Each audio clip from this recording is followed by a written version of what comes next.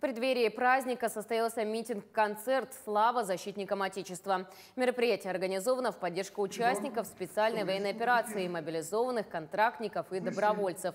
На концерт также приглашены сами участники СВО. Это демобилизованные и находящиеся в отпуске, а также ветераны боевых действий. В Доме дружбы народов имени Кулаковского выступили ансамбли, студенты Якутского колледжа культуры и искусств и другие. К сожалению, я вот вижу по настроению, как люди приходят, они делятся, они вот видно, что действительно народ един.